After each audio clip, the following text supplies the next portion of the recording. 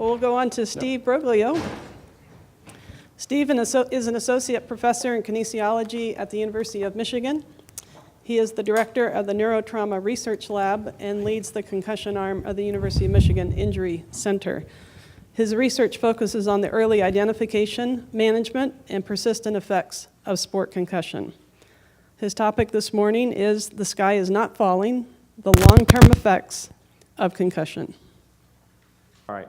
Thank you, Sandy, for the introduction and obviously the invitation to come and speak today. Share a little bit of my work that we've been doing in our lab at Michigan, and I'll show you some things that we had done leading up to that point. Sandy mentioned I'm going to talk about sport concussion, focusing primarily on the long-term effects of the injury. I did want to start off and just kind of give some background on how big of a problem it is. So right now, the most recent estimates for sport and recreation-related concussion range anywhere from 1.6 to 3.8 million per year. This includes concussions that occur during organized sports, so football, soccer, those types of things, but as well individuals that, like my daughter, 8 years old, falling off the playground equipment and hitting her head. So those kind of fall into those same categories. It's pretty well documented that there's a high underreported rate for concussion. Anywhere from 30 to 50% of the injuries go unreported, but this estimate does account for that. There is legislation now in all 50 states that mandates some concussion education for anybody participating in athletic events. It mandates that anybody with a diagnosed injury can't be returned the same day. We did some work a couple years ago trying to see the effect of what this legislation had. So the first law was passed in 2009 in the state of Washington, 2008 in the state of Washington. Oregon followed shortly after that. So what you see on this graph here on the right-hand side, the blue line are the number of concussions occurring by month prior to the first law going into effect, and then once the first law went into effect in 2008, the yellow line splits the states out. And so what we see is we see an increased number of concussions just over time, the general upward trend, but those with state laws in place, we see that there's increased reporting and access to medical care for it. So the takeaway from here is that these laws have an effect, but just general awareness of the injury has driven the concussion rates up, or the reporting rates up, I should say.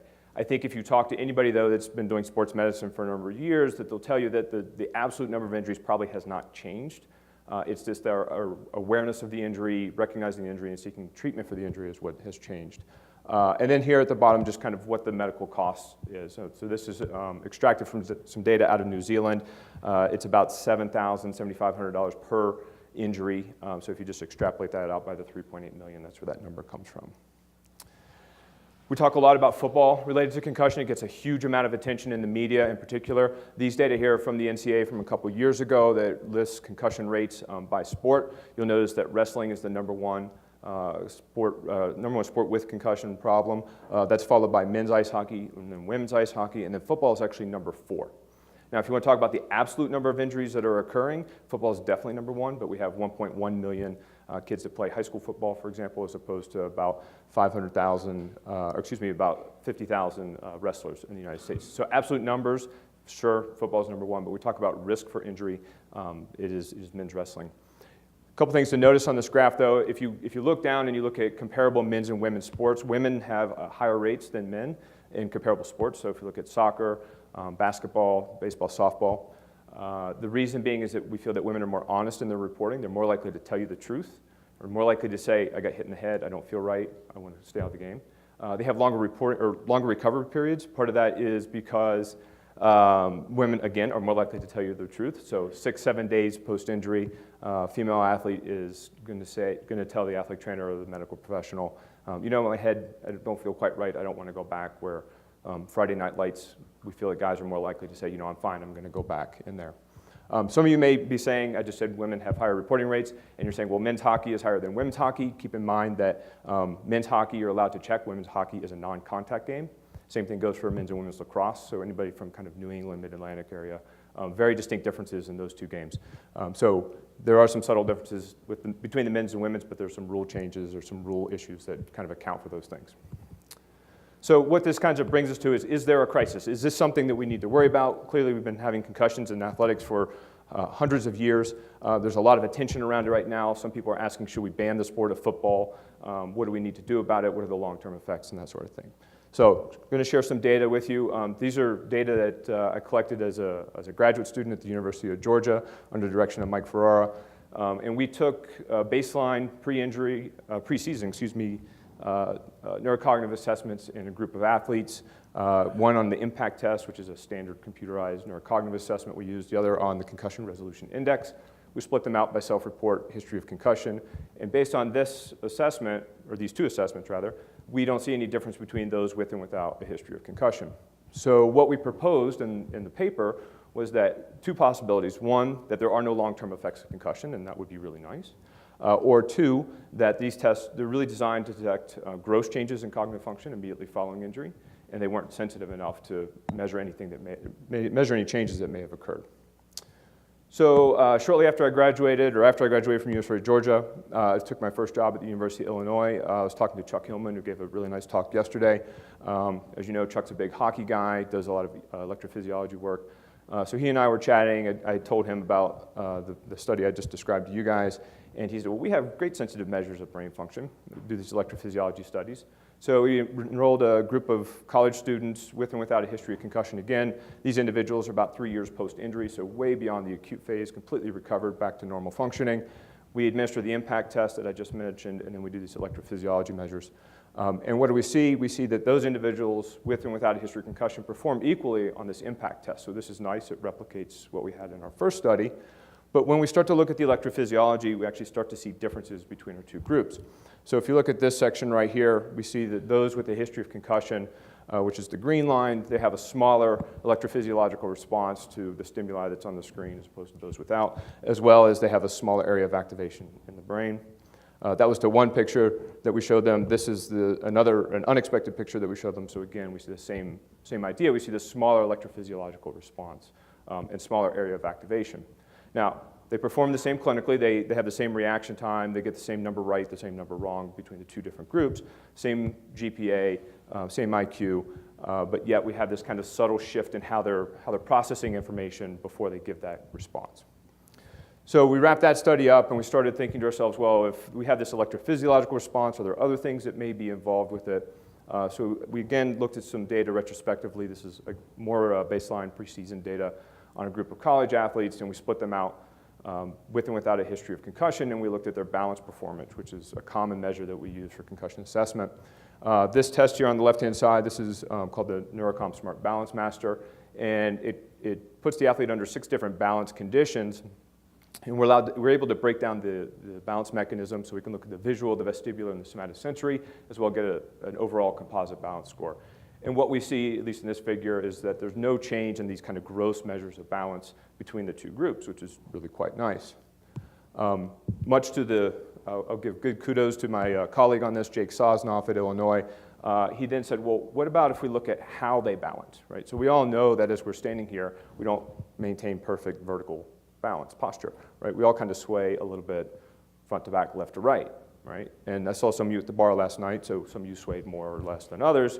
But in this case, we take the balance and we look at how the individuals are swaying, right? So from the SOT, the sensory organization test, we have that force platform measure, and we can track the center of pressure. And what we see is as the balance condition gets more complex from 1 to 6, those with a history of concussion actually get less complex in the way that they're maintaining balance. They become more rhythmic, more sinusoidal in that pattern. And so what this does, or what we felt it did, is it places them at a greater chance to get to the limits of stability, which increases their risk for fall. Right? And if we look then into the literature, particularly the aging literature, we see the same sort of thing that happens. As we get older, our balance mechanism starts to decline, we start making bigger sways, and this is the part of the reason that we are more likely to fall and break our hip when we're 70, 75 years old, amongst other things. So this kind of said, well, it's nice. Well, it's not really nice, but okay, this is a concern. But you don't just stand around on a field when you're playing a sport. We wanted to do something that's a little more sport specific. So our next investigation was looking at changes in gait. So this was Doug Martini. He was a master's student of mine at the time at University of Illinois. This was his master's thesis. Collected, again, a group of individuals with and without a history of concussion. This time they're about 6 years removed from injury. And what we do is we have them walk across, this is an instrumented piece of carpet called a gait right mat. It's got sensors in it. It allows us to record standard gait variables, how fast they walk, how far apart their feet are to the left, right, as far as forward and back, how much time they spend on one leg, how much time they spend on 2 legs, those types of things. We have them do it 4 times. 1, they just walk across the carpet, just straight across, walk at your own pace. We do the same thing. We put 2 obstacles in their way. We have them step up and over. And then we have them walk without the obstacles and with the obstacles again, but they perform a mental task. This kind of dual task model, we used Brooks' mental task. We tell the individual, imagine a 4x4 grid. The starting square will always be down 1 and in 1. And then you're going to hear a sequence of numbers and directions. You have to remember that and then repeat it back while you're walking across the carpet. So you might hear from the starting square to the right there's a 2, down there's a 3, to the right there's a 4, up there's a 5, et cetera, et cetera. Right? So you have to remember that and then repeat it back while you're walking. So what do we see? If we look at the standard gait variables that you would typically use to assess someone's gait, you would see that there's no difference in gait velocity, their stance length, their stance width, their Brooks task accuracy between the 2 conditions, and we also had them do it while they're seated in a chair. There's no difference there between the 2 groups. But if we look at how they are walking, right, the amount of time that they spend in double leg stance amongst the concussed group is actually greater as opposed to those without a concussion history. Right? And single leg stance time obviously goes down as well. Right, so how do we tie these 2 things together? We know that they have this kind of altered balance mechanism from the previous study. And so how do we tie this into this one? So what we proposed in the paper was that individuals that had a history of concussion have this altered balance mechanism. Right? Their risk of falling is actually a little bit higher. Right? Maybe not clinically meaningful, but something has changed there. So they're spending more time on 2 legs because that's a safer, more protective way to walk. Right? Our grandmothers, they all shuffle because that's a safer way to walk. If my feet don't leave the ground, I'm less likely to fall over. 2 feet on the ground is safer than 1 foot on the ground, right? So that's what we proposed in the paper, at least. So where does that leave us? We know that just from the media and other publications that are out there that there's reports of behavioral, cognitive, and neurological deterioration, particularly in professional athletes, right? This is a lot of the work that we see here about CTE, the work that's coming out of Boston University and McKee's group. We have, in our work, we've documented subtle physiological and motor performance changes, alterations in young adults, right? So we're looking at a group of 20-year-olds, and we also have, in the literature, we have this group of 60-year-olds that we're seeing. So how do these subtle changes that we see in our 20-year-old group that we've done work with, how do those manifest over time? What happens there that causes this change? So we put together what we called the accelerated decline hypothesis a couple years ago, where we suggested that if you have a concussion in your teen years, or maybe you're early as a young adult, that there's a very subtle downward shift in the way you perform. It has no clinically meaningful impact, right, on what's going on. You still function the same day to day, you still walk down the street at the same speed, not a problem, you still do well in school. But because there is injury and there is neuronal damage, over time, as normal aging takes place, and we all are going to decline, those with a history of concussion decline faster, right? Some damage has already taken place. You're laying the groundwork for this accelerated decline. So now, rather than having a clinically meaningful deficit, maybe when you're 75 or 80 years old, that happens when you're 65 or 70 years old, right? This is totally a hypothesis, right? We don't have data, we don't have longitudinal data to back this up, but this is what we proposed. Now, of course, not everybody's going to get it. It's going to be modified by a lot of things. What's your genetic profile, right? I think this was mentioned a little bit yesterday, that genetics are going to play a huge role in how we age and things that happen to us across time. How many impacts do you have? Not necessarily concussions, but did you play football where you had 650 impacts in a season as a high school athlete? Or did you take basketball where maybe you just had 1 concussion in your entire career? How many concussions did you have? How were those concussions managed? We actually have data in our lab now that are under review where it is not so much the concussion that appears to cause the long-term deficit, but whether or not you continued to play after the injury. It went unreported and you continue to play, and perhaps that's what's causing the deficit. You're playing while you're injured and you're sustaining more blows to the head, and that's what's causing the problem. Do you exercise? Right? We know exercise is neuroprotective, right? And we know that individuals, Chuck gave a great talk yesterday, a lot of people do this sort of work where we know that exercise can help us in our cognitive performance across the lifespan. How much alcohol do you drink? Too much? Maybe not enough for some, I don't know. Right? And then there's probably a whole host of other things that we can't account for, right? So what are your environmental factors? What's your lifestyle? What is your occupation, education levels, all those sorts of things, right? Which you know they're going to influence us, but there's too many things that we can name in this one paper, right? So again, this is just a hypothesis. So we did want to follow this up. We wanted to look at, because we wanted to look at kind of the snapshot of what may actually be happening. So this is a follow-up study that we did after we published that paper. Again, this is now Dr. Martini. He stayed on with me as a doctoral student at Michigan. And this is his dissertation work. It's in review right now. He had 2 aims to his project. One was to look at cognitive functioning in a group of individuals in their 20s, their 40s, and their 60s, with and without a history of concussion. And then also looking at motor function. So he did a gait task again. So what do we see? This is our demographics in the participants that we enrolled. You can see that we have our individuals are 20-year-old group is about 5 years post-injury. We're about 25 years, 24 years post-injury on our 40-year-old group, and then our 60-plus group is about 50 years post-injury. So this is obviously cross-sectional work. I will be the first to acknowledge that cross-sectional work gets very, very messy. It is very hard to have a conversation with a 65-year-old and ask them what their concussion history was when they were 15, 16, 17 years old. All right, I fully admit that. We know it's a limitation, but the alternative to this is I give you no answers to any of the questions that you have for 40 years while I'm doing a prospective longitudinal study. So we had to start somewhere, and this is where we are. So what do we see? This is the data from the cognitive test. So for this one, we gave them the Axon test. It's just another standard neuropsychological assessment that we give in the sporting environment. I'll give you the short story here. There are no differences between those and without a history of concussion across the lifespan. For the gait task, we used a similar methodology. We used motion capture rather than the gait right mat for this one, but we did use the same mental task, and we had the same 4 different conditions. We see no significant differences in the velocity, percent and double stance time, stance width, stance length, ankle plantar flexion, max hip extension. So we were able to get a little more granular on the data that we were analyzing. I will say that in some instances, we did see significant differences between those with and without a history of concussion, but in some cases, those with the history of concussion performed better on that one variable. In some cases, they did worse, but there was no consistent picture that said concussion leads to some sort of decrement in how you walk, right? I think sometimes this is where the media gets it wrong. Someone will take a data set, they'll have 100 different variables they're looking at, one thing will show up as significant, and the media goes, that's the thing. No, not how we do it out of our lab. We're looking for a picture, right? There's got to be a global change in how things are happening that suggests that these sort of changes are going on. So where does that leave us? No differences in cognitive functioning between concussed and non-concussed groups with age, and no meaningful differences in gait between our concussed and non-concussed groups with age.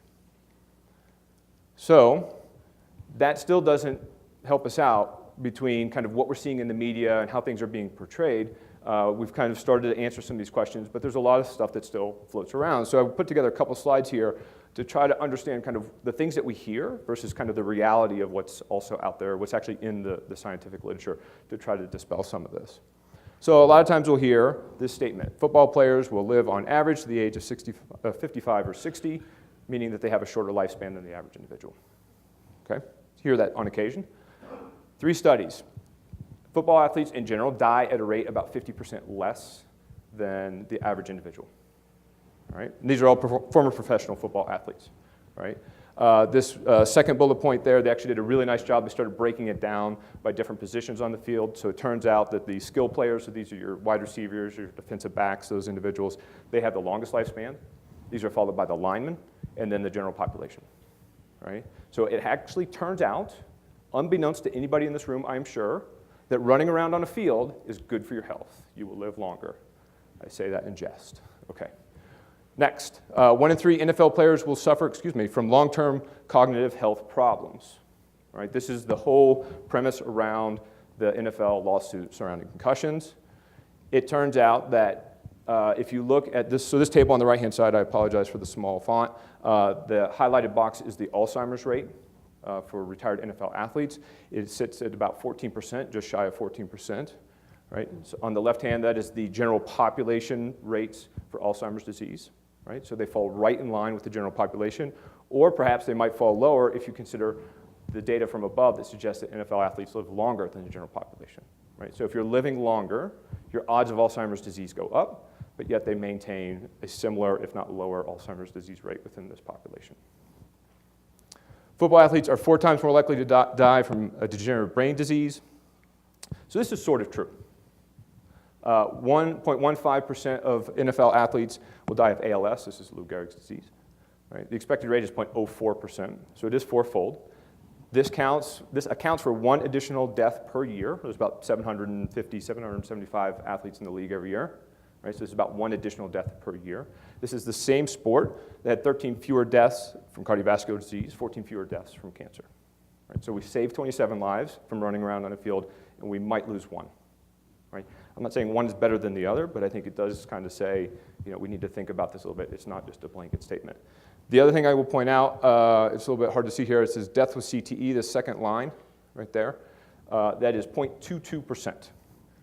Right? This is an actuarial estimate. This is not out of the scientific literature. So 0.22% of NFL athletes are expected to die with CTE. This is the only estimate I've ever seen, and no one's ever done an epidemiological study of CTE. Right? So, it's small. If it is there, I don't deny that CTE is there. I don't think you can deny it. You open up someone's brain and there it is. Right? But the incidence rate is incredibly small. Appears to be incredibly small. This is a big one. Football athletes are more likely to commit suicide. Right? We hear this one a lot. Okay, suicide rate is approximately half the expected rate in football athletes, right, or 53%. So these are general population suicide rates, right? You can pull from the literature. General population is about 13 per 100,000. If we look at just males, because males are stupid and we do it more often than women, right, we're about 21 per 100,000 in the general population. If we look at college-aged males, we're at 9 per 100,000. If we look at college-aged male football athletes, it's 2.25 per 100,000. It's even lower. Right? We get to the league level, we're at 6 per 100,000. That's a 1987 estimate. The more recent estimates are about 12.5. All right? I put up the military one because I do a lot of work with DoD now, and that's a real problem. That's something that nobody really talks about is the military rate, but that's a soapbox issue. I will not go there. On the right-hand side, these are data. These are the top, I believe, 30 professions, the top 30 suicide rates by profession. Right. So the number one are beauticians and related occupations. This is amongst males. I don't want to go too far down that rabbit hole. I think there's a lot of social cultural issues going on with that profession. But clearly, I do not see NFL or former professional football athlete anywhere on that list. Right. You may be thinking to yourself, where'd it go? Why did this number go up? It doubled in about 20 years. So there is a lot of speculation that the amount of attention that is now being placed on suicide in the media and the 24-hour coverage, when Junior Seau killed himself, or Dave Duerson killed himself, or any football athlete kills themselves, there's so much attention on it that the current players are starting to think, well, if it happened to him, it's going to happen to me. This is my only option in life. If anybody here has read The Tipping Point by Malcolm Gladwell, he's got a chapter in there about suicide contagion, right, which basically makes it okay to kill yourself. Right? There's theory that if one person does it, it's okay for me to do it. Right? And that's my only outlet. That's the only way. It's all going to end bad. I might as well be in control when I go out. All right, so that's part of the reason they think that this has gone up. Again, nobody really knows for sure, but it is clearly this suicide issue surrounding professional football athletes is fiction. It is not a reality. Okay, so kind of in summary, though, kind of looking at this again, I can't deny that CTE is out there. It certainly is. In the paper that is submitted for the group, we had to revise our accelerated decline hypothesis. So really now what we're starting to believe is that we're all going to decline at some level, but if you have one injury and you're kind of in this low impact burden, low impact exposure group, you might drop a little bit, but it doesn't really have doesn't have a meaningful impact on the way you operate from a day-to-day basis, and you probably just parallel what your normal trajectory would be. Right? Let's say perhaps then, if you played some college football, right, and you have a lot more head impact exposure, you have a lot more concussions, perhaps they're not managed appropriately, your odds of an accelerated decline go up, right? Or if you happen to make it to the league level, then maybe it goes up even more, right? So I don't want this to be a mixed message. I think that, yes, it is out there. I guess what I want to drive home, though, is I don't think it is nearly as bad as it has been made out to be, right? I don't think for the average individual that plays some high school football, not even maybe, 1% of people go on to play NCAA level football, and 1% of those people go on to play professional football. For the average individual, you might be on this trajectory. On some level, from an evolutionary standpoint, we were designed to handle a couple of them. Right? We wouldn't have gotten this far as a species if we couldn't. Again, all these factors will probably influence this curve. Right? So just because you have one or two doesn't necessarily mean that you're going to be maybe on this curve right here. Okay, so this kind of brings us back around. So this is more of the things I think as a group that we would deal with is should football be banned or what do we need to do about it? So just some headlines that we'll see. I would argue then if we are going to ban football as a sport because it is too violent or the risk of injury is too great or the risk of CTE is too great, then where do we draw the line? What's next? right? Clearly, ice hockey, which is a checking sport, there's a lot of repeated head impacts, and there would have to be the next step. All right, what about soccer? A lot of head balls in soccer, right? A lot of concussions, head-to-head contact in soccer, and clearly we'd have to consider that one. Lacrosse. The women's game is relatively tame compared to the men's game, but the men's game is ice hockey without the ice, right? A lot of checking going on at the men's game. Diving. Anybody ever dove off a 10-meter platform? It hurts the head, all right? And they do it a lot. My coordinator, her husband was a college diver, and he'll tell you, you enter the water the wrong way, you don't break it with your hands the right way, it hurts.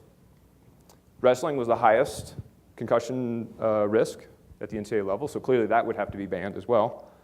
And cheerleading. So I don't have good data on cheerleading. It's not an NCAA sanctioned sport. But if you look at some of the concussion rates that are out there, they're astronomical, right? And you're thinking to yourself, how could cheerleading be bad? Well, if you're a 95-pound woman being thrown 30 feet into the air, and somebody kind of misses a little bit when they catch you in the basket and your head whips back and you hit a wood floor or a concrete floor, you're going to get concussion. Or if you're the guy in the basket and you're catching and the woman comes down with her elbow out, right, from 30 feet, it hurts. So if we were to do that, to ban these sports, all right, this is the number of individuals that would not have a sport to play at the high school level. Right? So about 20% of all high school athletes would be without a sport. And you're probably thinking to yourself, well, if we ban football, then they can go run track, right? Or they can play golf. I don't know too many 6'2", 220-pound male high school athletes that are going to go run a 5K, right? I'm not saying that we can't alter sports and make them safer, but just to say let's ban it and they can go do something else, I don't think that's a realistic expectation, because we know physical activity is good for the brain. We know 80% of our adolescents are not active enough as is, and we know we have a huge overweight obesity issue in this country, and it's getting worse, right? I don't think we want to start talking about banning sports. I think we want to talk about modifying sports, right? And obviously it's a risk factor for death. So what do we do? Where do we go from here? Right? So I'm a scientist, I'm a researcher. More research is always good. This is a project that we have right now. This is a 30-site trial that's funded by the NCAA and the DoD that we're running. It's across the country. Right now, we're just at the beginning of our third year of the project. We have about just over 25,000 student athletes and cadets that are enrolled in the project. We've captured 1,300 concussions. Our plan is to take these individuals, study them now in the short term, the first 6 months of injury, then now track them across 30 years. That's our goal. Right? That's the one way we're actually going to answer who gets CTE, why do they get CTE, who has neurodegenerative declines, why do they get them, that sort of thing. Okay? I don't have funding for 30 years, so I'm going to pass a hat at the end. If you guys could just chip in a couple bucks, I'd appreciate it. What can we do right now? We can change the rules. Right? I'm not a huge hockey guy. I don't understand. This is not sport. That's called boxing. It's a whole other sport, which we can talk about at another time. Right? This has no place in sport. Right? This is Cam Newton's first concussion of the year at the bottom here. Right? There were some fines that were placed on the Denver players. Right? I'm fully in favor of kicking guys out of the game, kicking them out of the game the next week, if not the season, for very flagrant things like this. I think it can be done at the league level, because obviously everything is filmed. It can be done at the college level. It can be done at the high school. Everything's filmed now. It can all be done and reviewed, and decisions can be made. Right? I'm very in favor of that sort of thing. There's no place for this. They're intentionally trying to hurt him. Right? This was not an accident. Right? And we can improve equipment. So you may have heard that the NFL just announced $100 million for research. $60 million of that is going to be for equipment improvements. I have no relationship with this company, Vices. They're out of Seattle. But this is a new helmet that they've been working on that is funded by the league, research dollars by the league on the left-hand side. The league is also interested in changing turf, right? So if making softer turf that won't alter the way people run on it.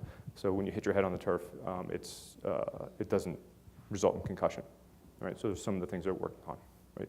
Some of these things can be done now. Some of these things will take time. That's what science is, but we will get there eventually. So I will leave it with that, and thank you very much.